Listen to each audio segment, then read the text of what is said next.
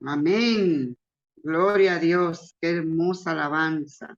Nunca te rindas. Cristo ya viene. Pues ahí donde te encuentras, haz un stop, un momentito, solo un momentito de lo que puedas estar haciendo y te invitamos a orar. Vamos a orar porque es tan importante la oración en nuestras vidas. Y claro está, antes de iniciar nuestro culto en esta noche, vamos a dirigirnos a Dios en oración.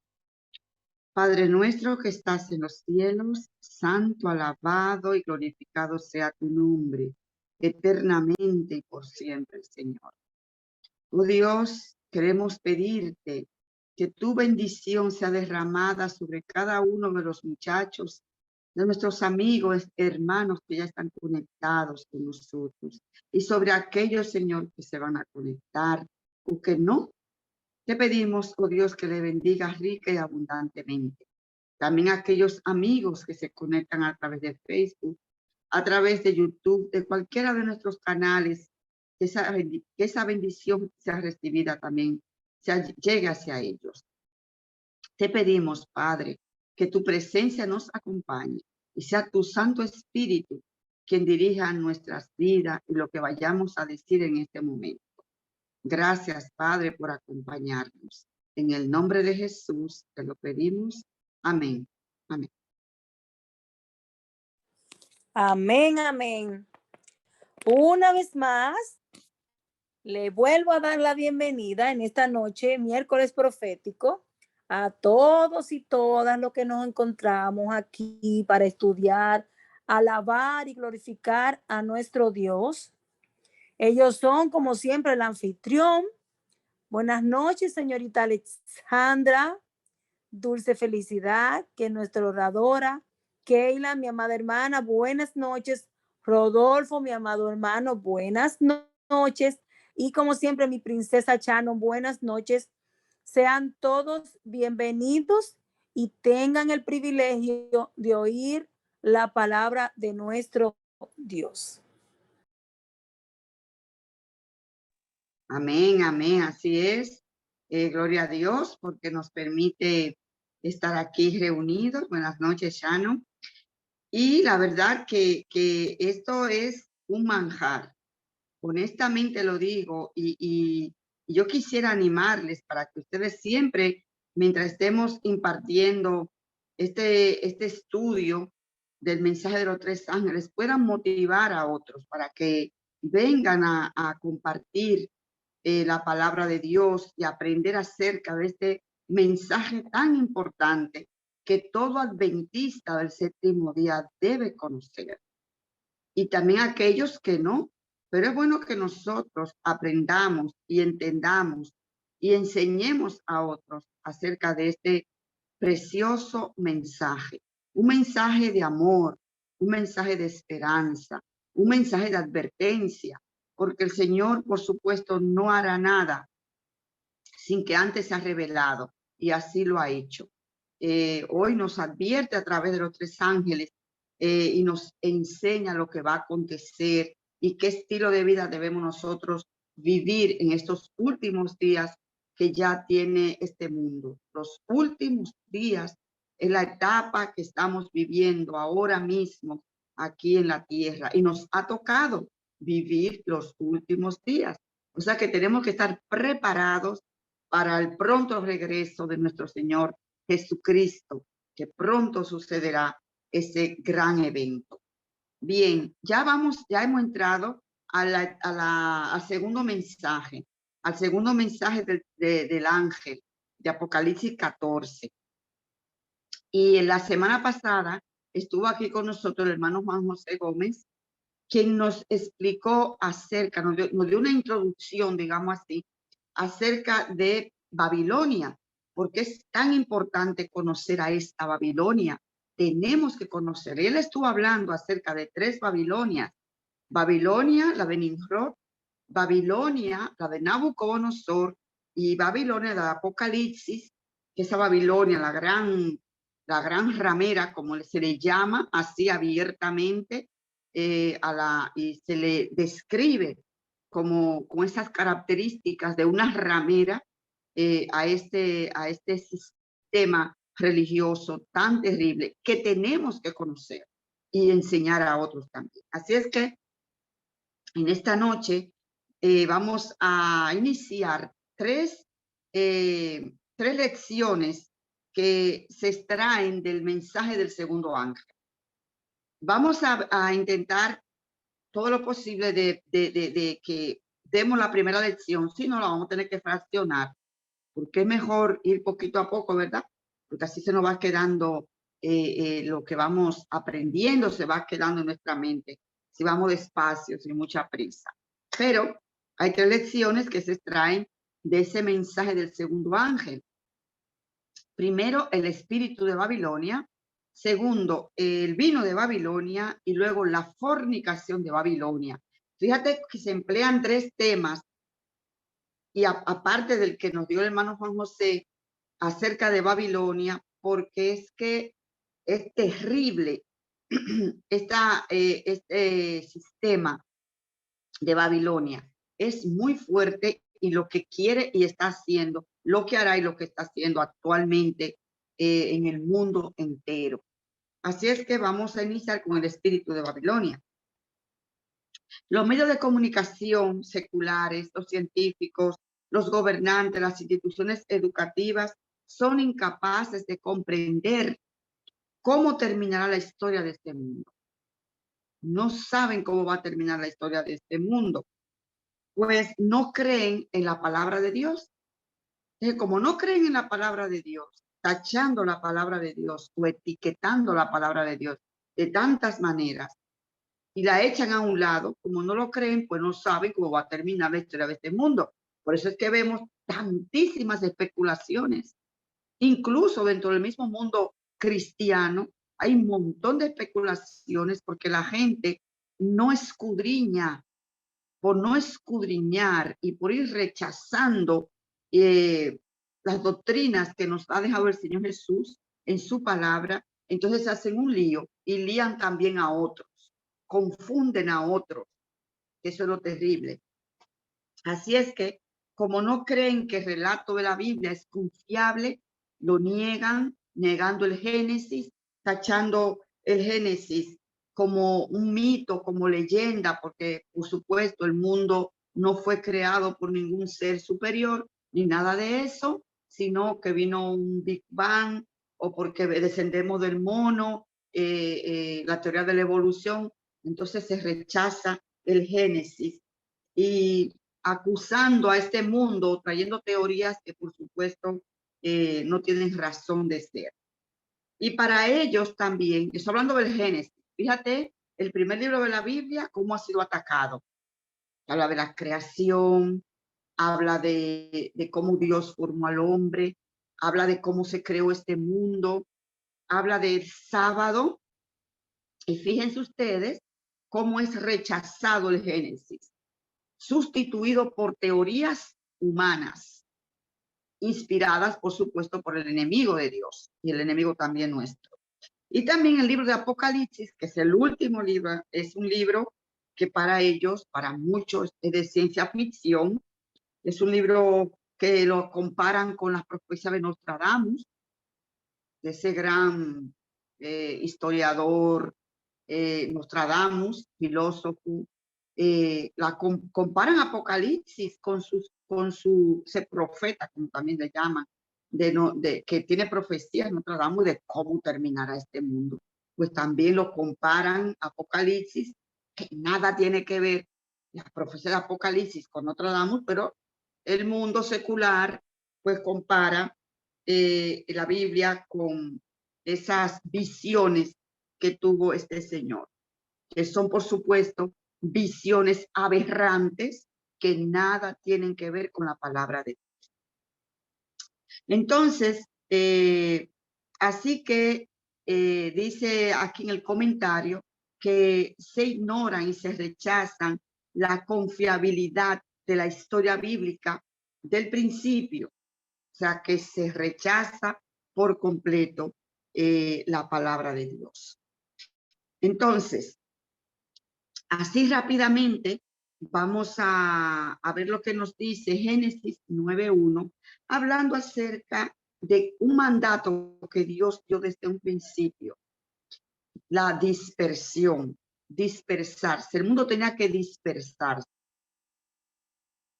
Durante Dios le mandó a los seres humanos, después del diluvio, que se dispersasen o que se dispersaran y que poblaran la tierra para que el mal no se consolidase.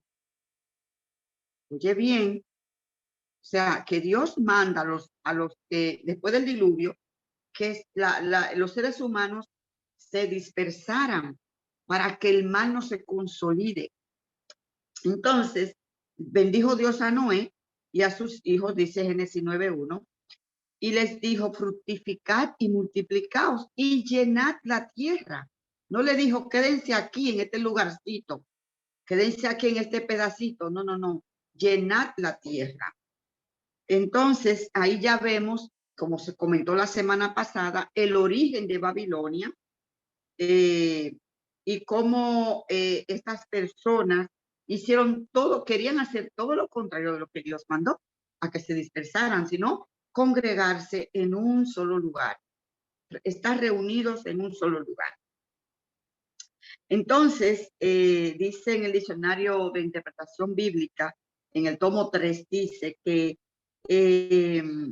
hablando acerca de los nombres que se dan en la Biblia, ustedes saben que los nombres en la Biblia tenían un significado, ¿verdad? Que como que identificaba a la persona que poseía ese nombre. Y hay varios ejemplos aquí, pero dice aquí en este diccionario, en el modo de pensar bíblico, el nombre no es un mero rótulo de identificación, más bien es una expresión de la naturaleza esencial de la persona que lo lleva. El nombre de un hombre revela su carácter, como lo dijera un gran escritor. Adán fue capaz de darle nombre a los animales, pues comprendía su naturaleza. Y yo me pongo a pensar, el burro se llama burro. ¿Será por la naturaleza que tiene el burro? ¿Cómo es el burro? Un burro, ¿verdad? El burro es burro. Y me imagino que ese nombre, y creo que es así, se le puso por eso, por ser un animalito un poco especial, terco así. Entonces se le puso el burro, burro. Bueno, eso me puede decir algo. Entonces vemos, por ejemplo, que tenemos el nombre de Eva, madre de todos los vivientes. Eso está en Génesis 3:20.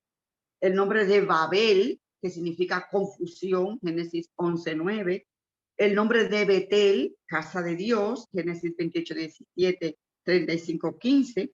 El nombre de Peniel, rostro de Dios, se encuentra en Génesis 32:30. Jacob luego pasó a ser Israel, suplantador, y luego se llamó príncipe de Dios, Génesis 27:35, Génesis 35:10. Y Yahvé Jireh, me encanta ese nombre, Yahvé Jireh, que significa Dios proveerá, Génesis 22:14. ¿Ven? Cada nombre tiene una esencia que identifica a la persona que lleva ese nombre. Dice Yahvé Jireh, qué lindo, Dios proveerá. El fundador de Babilonia, el constructor de la Torre de Babel, fue un personaje llamado Nimrod, cuyo nombre significa rebelión. Entonces, identificaba perfectamente a la persona ese nombre, Nimrod, rebelión, Génesis 10:8-11. Es decir, que la construcción de la Torre de Babel fue una rebelión contra Dios. Y ustedes tienen que ir tomando nota sobre esto para que vayamos hilando hasta nuestros días. Es muy importante, porque esas tres Babilonias, de las cuales ya se ha hablado, tienen características muy similares. Entonces, esa Torre de Babel fue una rebelión contra Dios. En Génesis 11:1-2, el relato nos dice que todos los habitantes hablaban un mismo idioma, todos conocemos la historia, hablaban una misma lengua, estaban unidos, pero estaban unidos por un solo proyecto. Hablaban todos una misma lengua, pero unidos por un solo proyecto. Tenía entonces toda la tierra una sola lengua y una misma palabra, y estaban todos en la misma sintonía, digamos así. Y aconteció que cuando salieron de oriente, hallaron una llanura en la tierra de Sinar y se establecieron allí. Cuando dice aquí que cuando el texto nos dice que toda la tierra tenía una sola lengua y una misma palabra, no significa meramente que hablaban un mismo idioma.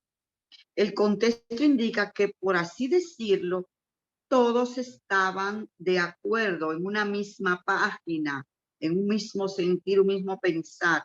Es decir, todos estaban unidos en un mismo espíritu. ¿Cuál era el espíritu? Desobedecer a Dios, rebelarse contra Dios. Entonces, se consolidaron en un mismo lugar para establecer allí un nuevo orden mundial. Quitar ese orden establecido por Dios, echar por tierra lo que Dios mandó, quitarlo, ese orden que Dios estableció, y por montar un nuevo orden mundial. Tomen nota, un proyecto en conjunto. O sea, tenían un proyecto en conjunto. En Génesis 11, 3 y 4, dice, y se dijeron unos a otros, vamos, hagamos ladrillo y cosámoslos con fuego, y les servirá el ladrillo en lugar de piedra y el asfalto en lugar de mezcla. Ya usaban el asfalto.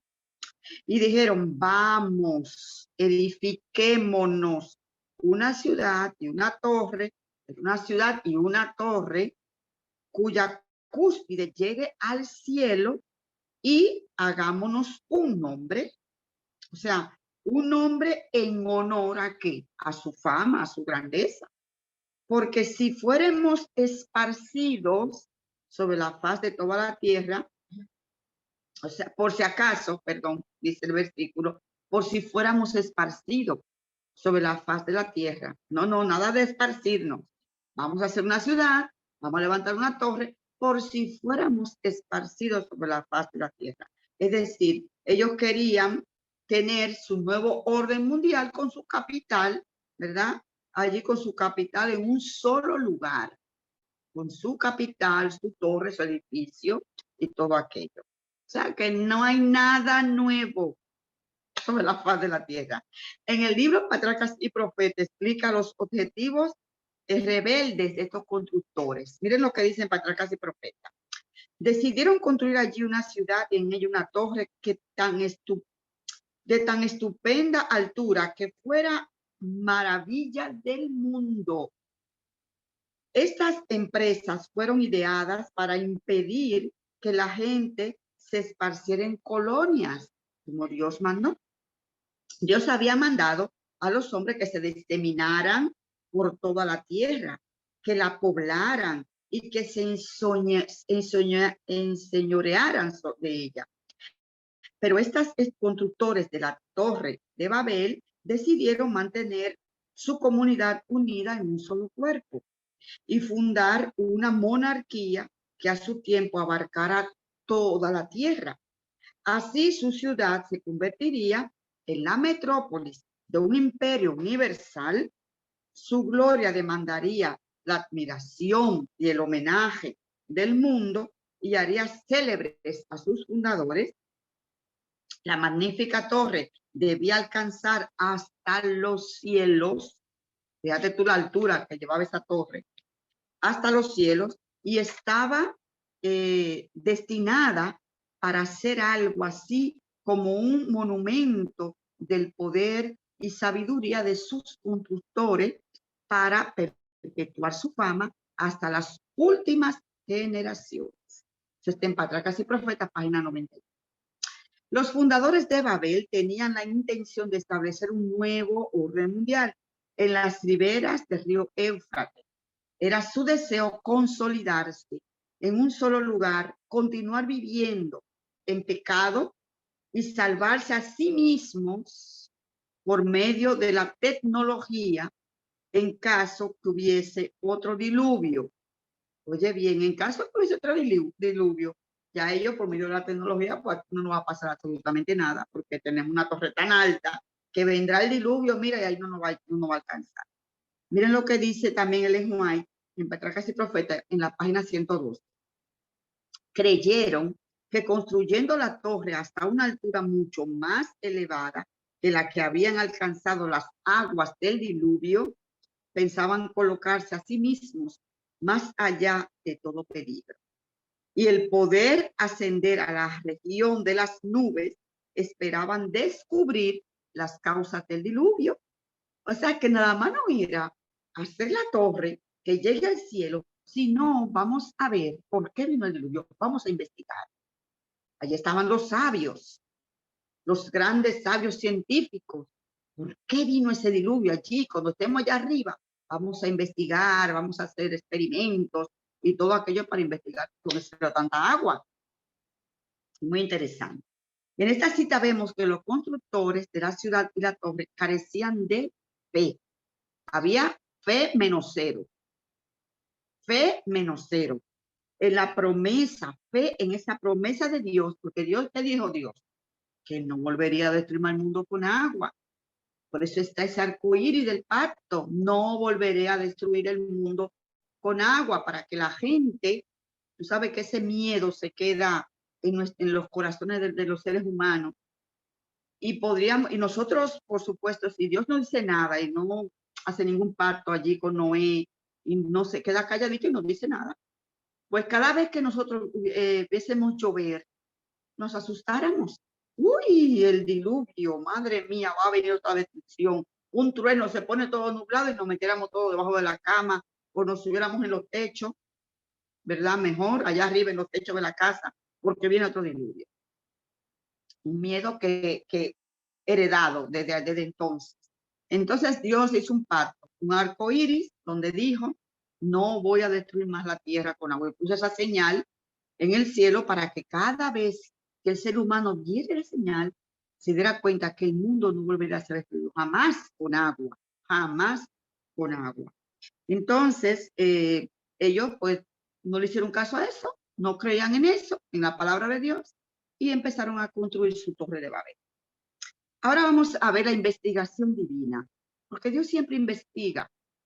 Antes del Señor dictar una sentencia, investiga primero la situación. Siempre investiga. Por eso es que hay un juicio investigador hoy. Hoy el Señor está investigando la vida de cada uno de sus hijos, de todos aquellos que una vez aceptaron a Jesús y sus nombres están inscritos en el libro de la vida. Sus vidas están siendo investigadas. A ver cómo andan mis hijos, para que cuando Él regrese por segunda vez, pues pueda llevarse a sus hijos al cielo. Por eso es el juicio investigador, la primera etapa que hablamos también aquí del juicio. Tiene que investigar antes de dictar una sentencia. Si es para salvación, sellado para salvación. Si es para perdición, pues se quedó perdido. Pero primero Dios investiga nuestras vidas mucho antes de tomar una decisión. Dios es un Dios de amor. Entonces, Génesis 5, vemos que el relato de Génesis 11 nos dice que Dios descendió a investigar el proyecto de los hijos de los hombres. Y descendió Jehová, dice Génesis 11:5, para ver la ciudad y la torre que edificaban los hijos de los hombres.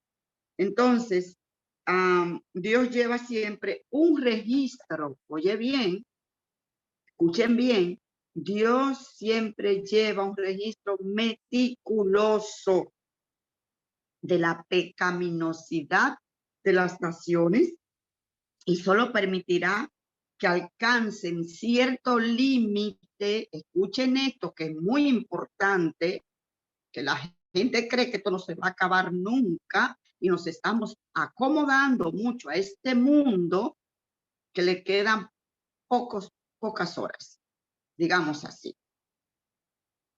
Porque nos acomodamos tanto a un mundo que va a ser destruido. Pero ok, el Señor lleva un registro y Él tiene cierto límite de tiempo para todas las naciones.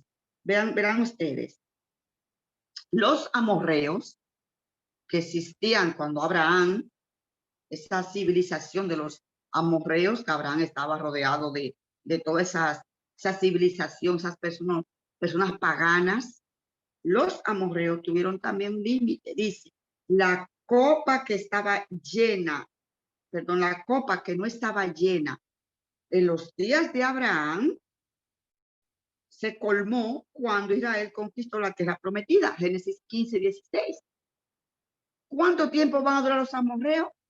400 y tantos años hasta que el pueblo de Israel entre a la tierra prometida. Ese fue el chance que Dios le dio a los amorreos, para que conocieran de él, para que aprendieran de él a medida que Abraham iba pasando de un lugar a otro, siempre montaba un altar, siempre se construía un altar, y ustedes lo pueden verificar, ese asunto, en la destrucción de Jericó, como Raab, la ramera, sabía quién era Dios.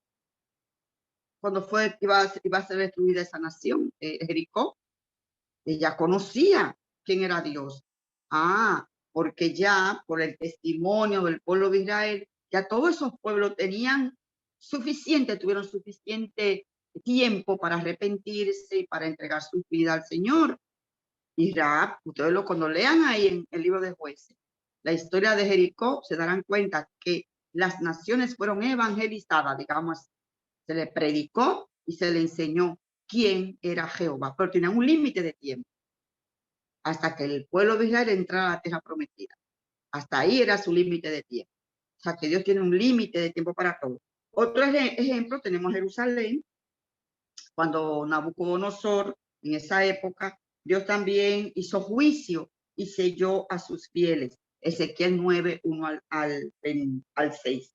Babilonia también, el imperio babilonio tuvo un límite de tiempo, tuvo su tiempo también, un límite, hasta que llegaron los medos y los persas. Ya se acabó el imperio de Babilonia. ¿Hubo un juicio? Sí, hubo un juicio, se hizo un juicio. Se le hizo un juicio a Belsasar, que tenía conocimiento de Dios y se burló de Dios. Se hubo un juicio para Belsasar y quedó sentenciado. Fue hallado falto, como dice el escritor en la pared. Apocalipsis 22:11, me van a permitir que lo lea. Apocalipsis, si ustedes quieren acompañarme, 22:11 también hay un límite para nosotros. Dios pronunciará las terribles palabras. En este versículo, cuando termine el juicio investigador en el cielo, también nosotros tenemos un límite. Y ustedes lo pueden ver en Noé también, cuando Noé hubo un límite para los antidiluvianos, un límite de tiempo. Entonces nosotros también tenemos un límite, dice, cuando el Señor termine su juicio en el cielo, juicio investigador que es previo a la venida de Cristo, dice que el que es injusto, sea injusto todavía. Y el que es inmundo, sea inmundo todavía. Y el que es justo, practique la justicia todavía. Y el que es santo, santifíquese todavía. Es decir, el juicio de investigador terminará. No sabemos en qué momento va a concluir. No tenemos la fecha, ni tiempo, ni nada. Pero va a concluir un día. Y el Señor dice esta palabra, se acabó. El que es sucio, que se siga ensuciando, que siga pecando. El que es limpio, que se siga limpiando. Y el que es santo, que se santifique. El que es injusto, que siga practicando la injusticia. Pero eso se va a tiene un límite de tiempo. Por eso es que debemos estar preparados. Hoy más que nunca, mis amados. Y ayudar a que otros también conozcan estos mensajes y se preparen, porque hay un juicio que se está desarrollando en el cielo ahora mismo. Dios guarda un registro de las naciones y también de los individuos. Les da a las naciones ciertos periodos de gracia y les concede evidencia de sus registros, de su supremacía, y les da a conocer sus leyes, que deben de ser la base del reino de él en el gobierno de las naciones. Todo esto lo hace a fin de que las naciones paganas no sean destruidas sin haber recibido una advertencia y la luz. Dios siempre advierte antes de ejecutar. Pero después de haberle dado evidencia y luz, si aún persisten en su insolencia contra él, entonces, estando colmada la copa de la iniquidad de ellos, como en el caso de los amorreos, Dios toma las cosas en sus propias manos y va, dice, y ya no retiene sus juicios. O sea, que el Señor es el amor, Dios de misericordia, nos ama a todos, pero hay un límite de tiempo, ¿de acuerdo? Nos advierte, como lo está haciendo siempre a través de su palabra, qué debemos de hacer, qué no debemos de hacer, entregarnos a Él, etcétera, etcétera, porque hay un límite de tiempo. Eso se encuentra en el joven instructor, febrero 1, 1894. El veredicto y la sentencia. En Génesis 11, 6 y 7, Dios permitió que el proyecto de la construcción continuara por algún tiempo y cuando la copa se colmó, Dios pronunció sentencia contra los constructores. Y dijo Jehová en Génesis 6, 11, 6 y 7, he aquí el pueblo es uno y todos estos tienen un solo lenguaje y han comenzado la obra. Recordemos que ese solo lenguaje no es solamente el hablar, sino que están en común acuerdo, ¿ok? Hay acuerdo entre ellos, apunten eso por ahí, hay acuerdos, estamos de acuerdo en esto y aquello, todos. También significa eso, vamos a tener un gobierno, una religión, ¿de acuerdo? Bien. Entonces sigue diciendo el texto, y han comenzado la obra, es decir, este era tan solo el primer paso para ganar control global, empezar la obra, y nada les hará desistir, dice el versículo, ahora de lo que han pensado hacer. Fíjate tú que estaban dispuestos por completo. Dice el verso 7, ahora pues, descendamos y confundamos allí su lengua para que ninguno entienda el habla de su compañero. Punto. Se acabó la construcción. Viene entonces ese es el veredicto. Ahora viene la ejecución de la sentencia. Génesis 11, 8 y 9. Después de pronunciar la sentencia, Dios la ejecutó confundiendo las lenguas con el fin de esparcir a los constructores del nuevo orden mundial de aquel entonces. Así los esparció Jehová desde allí sobre la faz de toda la tierra y dejaron de edificar la ciudad. Por esto fue llamado el nombre de ella Babel, porque allí confundió Jehová el lenguaje de toda la tierra. Desde allí los esparció sobre la faz de la tierra y se acabó la construcción. El mismo espíritu del imperio neobabilónico. Vamos a ver ese nuevo ahora imperio neobabilónico. Voy a hacer un stop. ¿Alguien quiere hacer algún comentario hasta lo que he dicho? ¿Quiere alguien comentar algo? ¿Algún comentario? Bien, pues continuamos. Entonces, ahora vamos a ver el mismo espíritu del imperio neobabilónico, el mismo espíritu. El mismo espíritu de los constructores de la Torre de Babel, de Génesis, se manifestó en el rey Nabucodonosor. Oye, el mismo espíritu. Fíjate tú cómo ya vamos se van pareciendo a las Babilonias. Cuando estableció el imperio, por supuesto, neobabilónico, en la nueva Babilonia. El mismo espíritu. Entonces, en Daniel, capítulo 4, verso 29 al 30, vemos aquí a un rey Nabucodonosor, todo él, todo yo.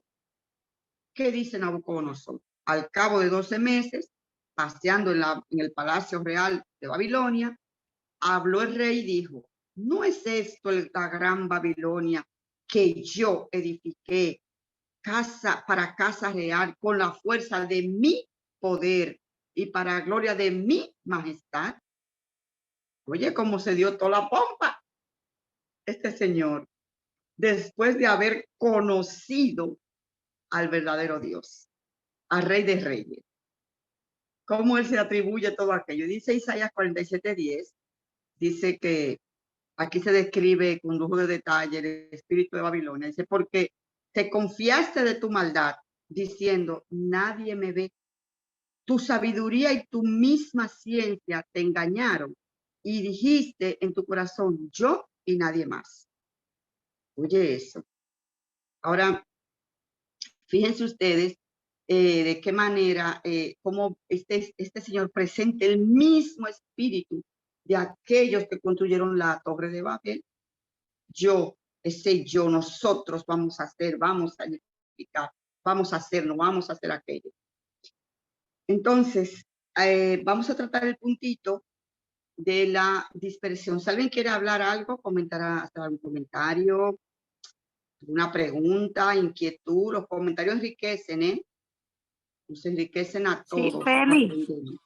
Sí, adelante. Feli, Sí. esto es una pregunta para ti. Eso que pasó en Babilonia con la Torre de Babel, ¿tú crees que en algún momento de actualmente pueda ser que pase algo parecido? Porque son muchos los presentados que hay que están pareciéndose a Nabucodonosor, son muchos los que están queriendo tener la ínfula de Dios. Entonces, ¿tú crees que en algún momento pase algo parecido? Igual, exactamente igual como lo que les ocurrió a ellos, no. Es decir, Dios no va a confundir la lengua, pero sí se está llevando, como hemos dicho, un registro de todas las naciones. Un registro de todas las naciones. Y el Señor está pendiente de todo lo que está ocurriendo ahora mismo, actualmente, y lo que está haciendo esa gran Babilonia, está pendiente de todo y cada uno de los movimientos que se están dando. Exactamente igual como lo que ocurrió, no, así no, pero de otra manera. Dios sí va a actuar. El Señor sí va a ejecutar, sí va a levantar, sí va a tomar las riendas en sus manos. Deja ver si te consigo un versículo en Apocalipsis, a ver si lo consigo. Ok, dice, en Apocalipsis 17, dice, porque Dios ha puesto en sus corazones el ejecutar lo que Él quiso, ponerse de acuerdo y dar su reino a la bestia, hasta que se cumpla la palabra de Dios. Cuando se cumpla la palabra de Dios, Jehová va a actuar, porque tiene que cumplir lo que Dios escribió, lo que Dios ha mandado. Pero entonces ahí es que Jehová, cuando esa palabra se cumpla, esa palabra profética se cumpla, porque se tiene que cumplir toda la profecía, todo lo que Dios ha mandado. Entonces Jehová va a actuar. Dice aquí en Apocalipsis 17. ¿De acuerdo? A ver qué dice. Bueno, solamente ahí es que hace esa aclaración. No exactamente como pasó con ellos, pero sí Jehová va a ejecutar. Claro que sí. Esto no se va a quedar así como así, por carita linda. No. El Señor va a obrar. ¿Alguien más quiere hacer algún comentario? ¿Algún comentario? No sé, Arodi, si está bien así. Sí, está bien así. Eso era lo que esa era mi inquietud. Yo sé que no va a ser igual, porque los tiempos de antes y los tiempos de ahora no son, es decir, no tampoco son iguales, pero sí yo sé que va a pasar algo similar, porque el Señor le va, como dice, le va a soltar la soguita. Eso es. Después se la va a jalar, porque es que son, mira, si en el tiempo de antes el rey Nabucodonosor, esos reyes eran tan prepotentes y tenían tanto complejo de ser Dios. Oh my God, imagínate ahora, todos estos presidentes que hay, toda esta gente importante que tiene mucho dinero, yo no sé cuántas cosas. Imagínate tú, si antes, ¿qué será ahora? ¿Qué es peor? Ahora yo me digo que es peor. Entonces yo me imagino que el Señor le dejará su cuerdita suelta y después se la alará. Parecido a Babel, muy parecido a Babel. Sí. Y verás, aquí poco a poco iremos aprendiendo qué es lo que le va a ocurrir a esta Babilonia, a la actual Babilonia, ya veremos los resultados. Entonces, aquí nos trata el punto de que la dispersión, el dispersarse, el no estar aglomerado en un solo sitio, el no estar allí todo el mundo apiñado en un solo lugar. A Dios no le gusta eso, que esté esta gente conglomerada agrupada en los sitios, o sea, refiriéndose a lugares donde las personas viven. ¿Ves? Es bueno siempre uno estar en un lugar donde, porque es que siempre donde hay mucha aglomeración de personas, ocurre la corrupción. Y el mayor ejemplo que tenemos, por supuesto, se dan en las barriadas, en los barrios. La gente vive muy aglomerada, muy uno encima de otro, y no es fácil, no es fácil. Así que la confusión de la lengua de la Torre de Babel fue una gran bendición. Los constructores se dispersaron según su idioma y formaron múltiples naciones. Un orden mundial, multinacional, multibilingüe, multicultural, hace mucho más difícil que se consolide la apostasía en una rebelión universal. Dios se propuso a impedir que en un futuro hubiese una unión que desmoralizara al mundo. Cada uno de estos grupos podía proseguir su camino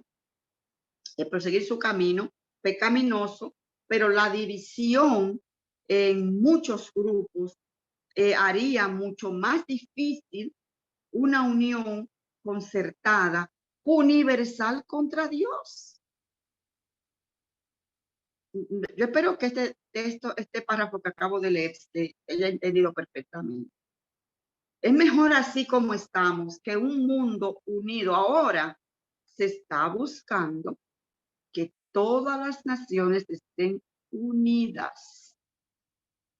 Y esto es un problema muy serio. A Dios esa unidad no le gusta. No le gustó aquella vez, mucho menos le gusta la de ahora. Que tiene propósito, hay planes, hay proyectos de unir a todas las naciones.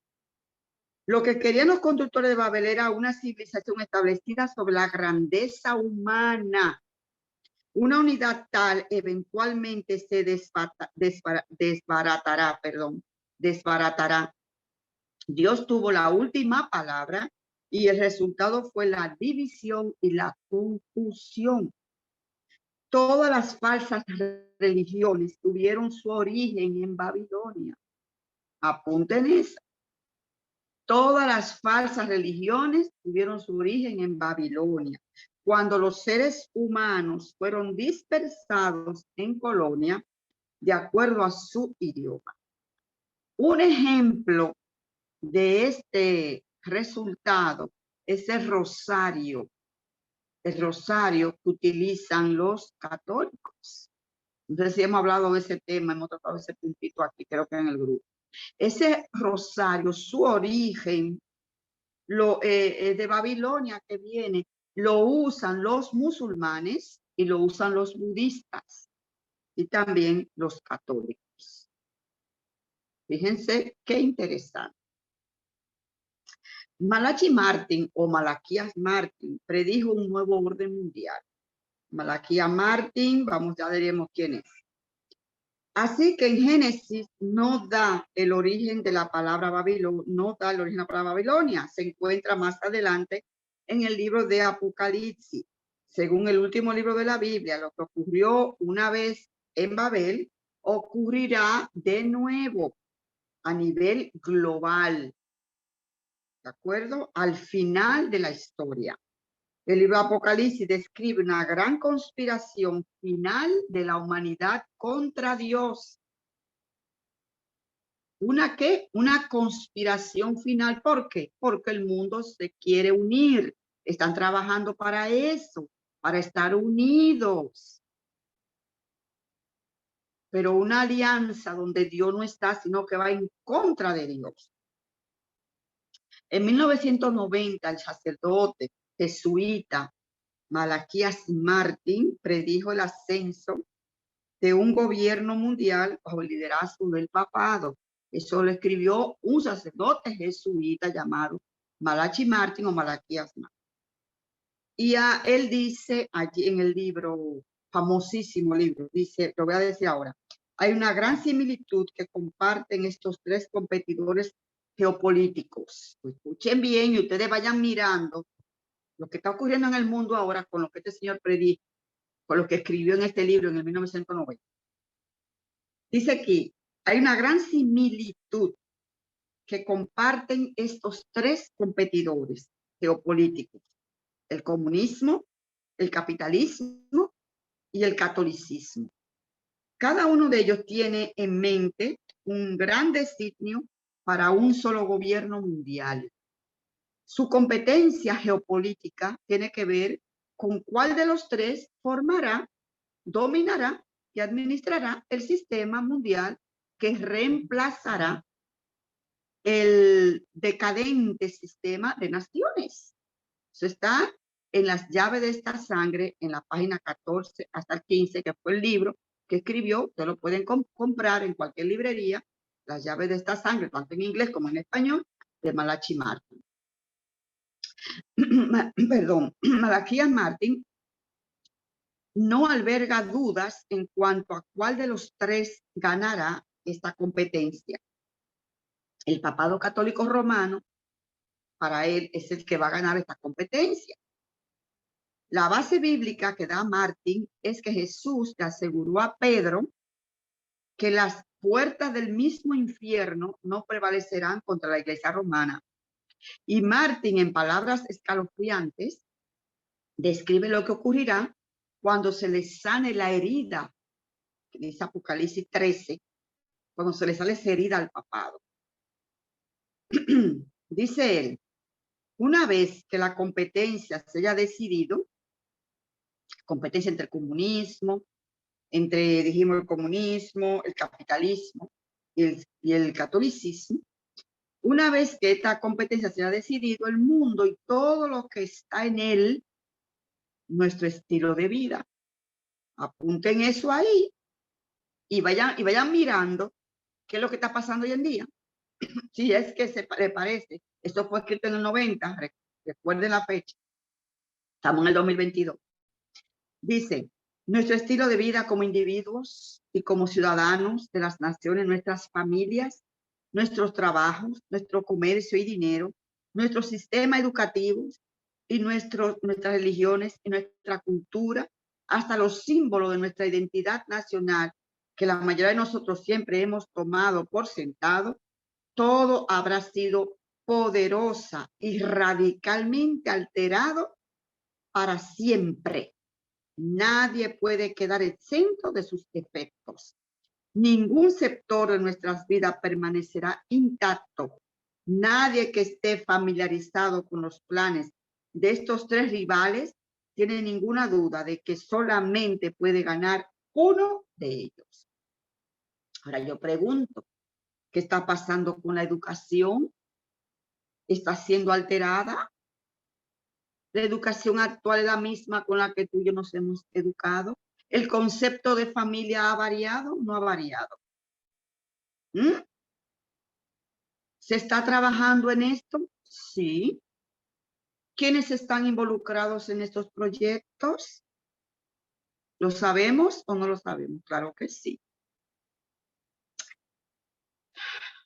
Dice, este primer tema, habla de la primera, vimos que eran 3 etapas, porque ya el tiempo no da, son temas muy amplios. El espíritu de Babilonia, estamos tratando el espíritu de Babilonia y va a tener una segunda parte porque es muy amplio. Pero ya quiero terminar. Si alguien tiene que decir algo, por supuesto lo podrá decir. El panorama final. Dice, el libro de Apocalipsis describe una coalición global a donde se unen los reyes, las rameras, las hijas de las rameras, los comerciantes y las multitudes. La ramera es la gran protagonista, Babilonia la gran. Será la protagonista principal de la coalición.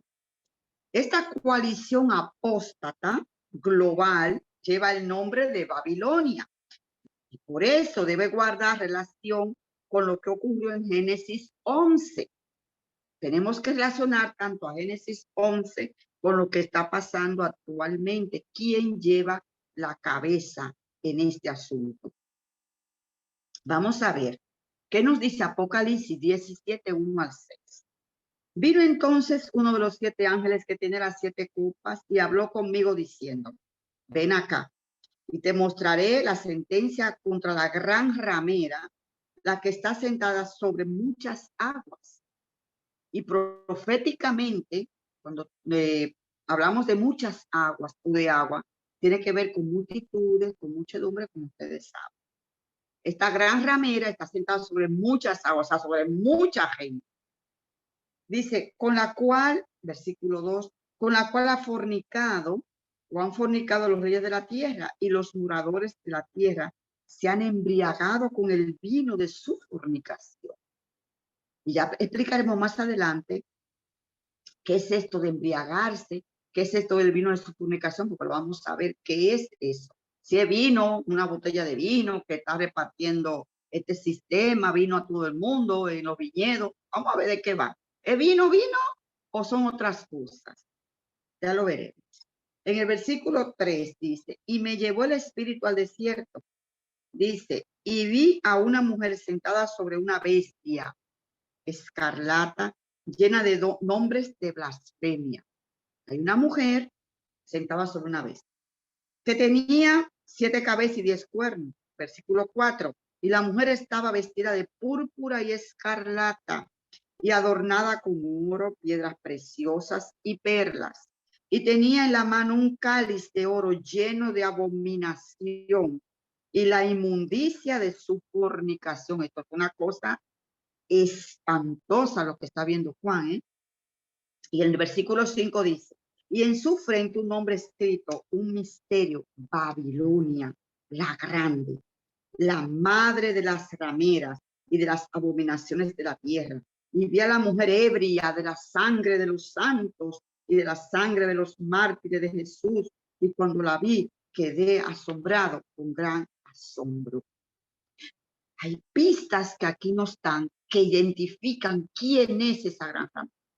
El color que viste, el oro que lleva, que se compara con el oro también de esa Babilonia, que todos ellos llevaban ese oro, entendiendo también lo que significa una mujer en la iglesia, una mujer en la Biblia significa iglesia, pero esta iglesia de la que estamos hablando aquí, esta mujer que está encima de la bestia, encima de los poderes del mundo, es la que está controlando, porque ella es la que está encima de esa bestia, la que controla, la que lleva, la que está encima de ella, la que maneja, la que manda, es la mujer, es decir, una iglesia apóstata, con sus hijas. ¿Quiénes son esas hijas? Pues ese protestantismo apóstata, aquellos que han negado por completo la ley de Dios. Ay, mis amados, esto es muy interesante.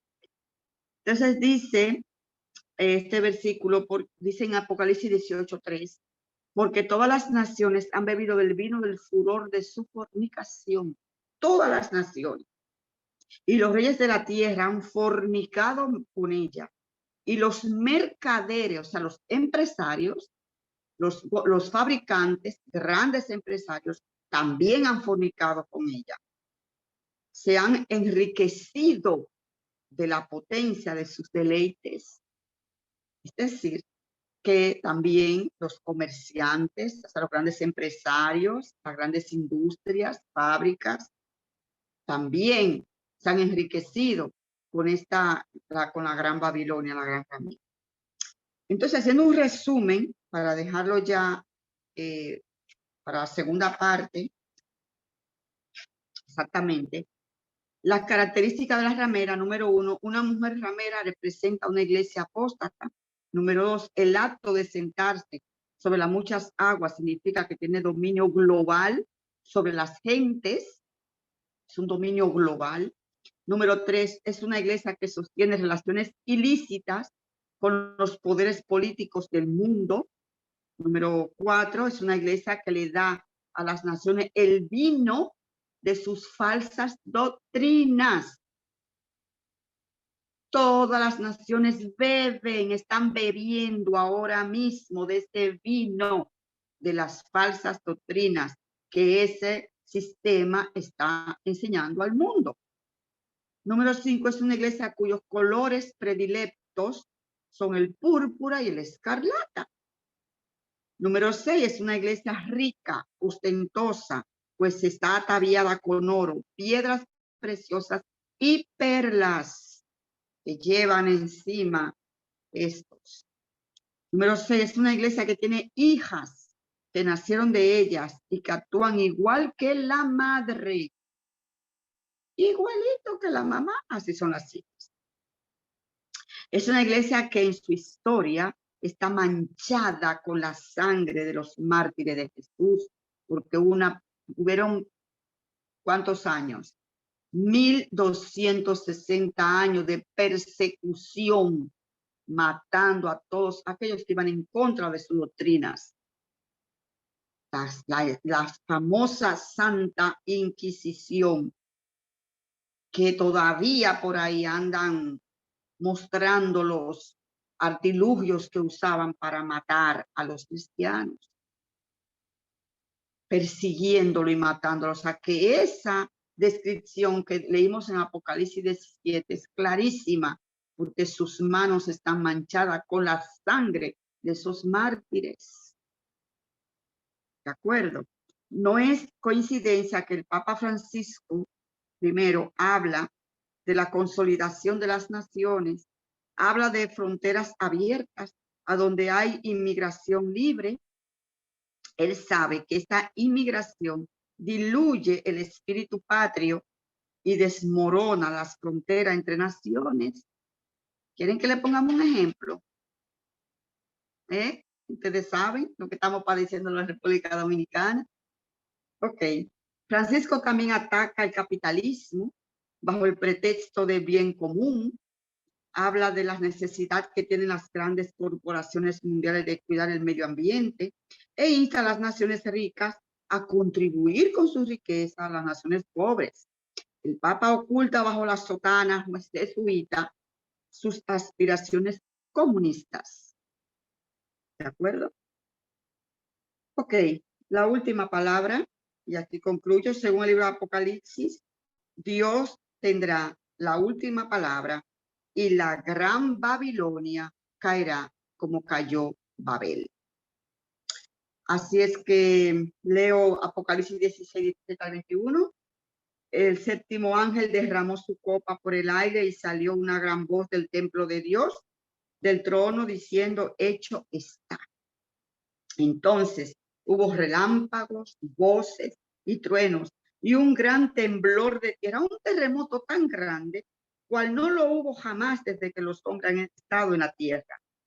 Versículo 19, y la gran ciudad fue dividida en 3 partes, y las ciudades de las naciones cayeron, y la gran Babilonia vino a memoria delante de Dios para darle el cáliz del vino del ardor de su ira. Ahí está Rodi. Y toda isla huyó, y los montes no fueron hallados, y cayó del cielo sobre los hombres un enorme granizo como del peso de un talento. Y los hombres blasfemaron contra Dios por la plaga del granizo, porque su plaga fue sobremanera grande. Mis amados, la próxima semana no se pierdan la segunda parte de este tema, porque vamos a hablar un poco del globalismo. ¿De acuerdo? ¿Qué está ocurriendo actualmente? ¿Qué se está haciendo?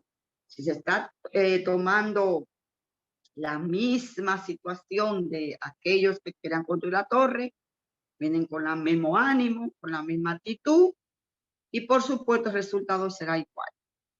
Así es que las consecuencias vendrán. Pero aquí yo le voy a dar a ustedes más datos acerca de lo que está ocurriendo en el mundo actualmente. Así que Dios les bendiga. Si alguien quiere comentar, ya hemos terminado. Muchas gracias, Feli. Muy buen tema, me encantó y lo entendí perfectamente. A prepararnos para eso. Así mismo es. Gracias, Aro. ¿De algún comentario más? ¿Alguien quiera dejarnos? Bien, pues yo espero en Dios que haya quedado claro y que ustedes animen a los demás para que vengan, señores, no se lo pierdan. Porque, ¿qué pasa con estos temas? Que nos ayudan a entender, ¿verdad que sea, Rodi? El panorama mundial, bíblicamente. O Claro sea, que sí. exacto, o sea, bíblicamente. Es como la historia vuelve a repetirse, pero de otra manera y más Feli, y tú, fuerte. disculpa que te interrumpa, tú sabes que también me gusta, ejemplo, en mí, en lo personal, yo he leído Apocalipsis 2 o 3 veces y eso se me va, se me va, se me va y me enredo y me gusta porque tú eres una buena profesora, lo vas desglosando de a poquito y cosas como que uno no entiende bien, lo entiende y es bueno, esto nosotros necesitamos comernos esto. Sí, sí, sí, sí, sí, sí. Sí, el ángel, el segundo ángel de Apocalipsis, de Apocalipsis 14, dice que Babilonia cae, ha caído y ha caído. Y lo repite varias veces, ha caído la gran Babilonia. Y vamos a ver cómo cae todo aquello, Argodis. Sí, y ya veremos más adelante, cuando terminemos con el mensaje de los 3 ángeles, a ver si nos sentamos aquí también a estudiar con más detalle la profecía actuales, Apocalipsis 13, Apocalipsis 17, 18, todos esos capítulos que hablan de la plaga, qué va a ocurrir en el mundo, qué está pasando realmente en el mundo. Apocalipsis 13 se está ya cumpliendo realmente, ya está sobre la marcha, se está curando esa herida mortal, ya está ya casi en su punto, pero todavía faltan algunas cositas que tienen que atarse en el mundo y va a ocurrir, va a ocurrir. O sea que eso se va a cumplir al pie de la letra. El Señor es muy fiel en su palabra y gloria a Dios porque Él es quien va a tener, ¿verdad? Quien va a tomar ya las riendas definitivas de este mundo y las cosas van a pasar. Ay, Cristo vendrá pronto, que es lo que queremos, que Cristo venga pronto. Que Dios les bendiga, mis amados. Que Dios les bendiga grande y abundantemente. Vamos a orar para luego Robbie nos ponga el himno 184. Oremos. Padre de amor, te damos gracias por tu palabra. Gracias, Señor, porque tu palabra cada día brilla más, nos ilumina en este mundo tan oscuro que vivimos, Señor. Un mundo que cada vez están las tinieblas del error, las tinieblas, Señor, está cada día más densa. Pero gracias por dejarnos tu palabra, por dejarnos los libros inspirados del Espíritu de Profecía, porque son una ayuda grande para nosotros hoy. Gracias, Señor. Pone en nosotros un espíritu de estudio, de querer aprender, de querer conocer tu palabra, escudriñarla, de leer más, de sacar más tiempo para ti, Señor. Ayúdanos para que estemos cada día más cerca de ti, Señor. Porque ya tú vienes pronto, pronto terminará, oh Dios, todo esto. Y que los que estemos aquí en este grupo nos vayamos todos al cielo, que ninguno se quede, Señor. Que este grupo, amigo de Betania, se vaya completito. Ese es el deseo que tenemos. Yo sé que ese es el deseo que tú más tienes, que cada uno de nosotros estemos allá en el cielo contigo. Bendice cada hogar, tú sabes cada lucha, las situaciones, los problemas. Vamos a poner en tus manos para que tú le busques solución a todas esas situaciones difíciles por las cuales estemos atravesando. Para ti nada es difícil y nada es imposible. Gracias, Señor, por acompañarnos. Te lo pedimos en el nombre de tu amado Jesús. Amén. Amén. Feliz noche, mis amigos. Dios les bendiga. A Rodi que nos despida